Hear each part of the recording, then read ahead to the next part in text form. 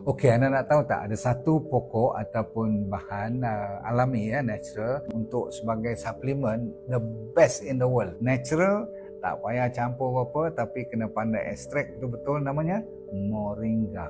Dan D&D Moringa Plus kita buat khas, kita campurkan yang terbaik saja, yang organik betul. Kalau dibandingkan dengan katakan spinach, bayam, dia comparison dia, perbandingannya sampai 17 kali ganda kalau ambil zat besinya. Kalau ambil kalsium pula, kita banding dengan susu lah. Dengan susu pun dia hampir 15 kali ganda power dia.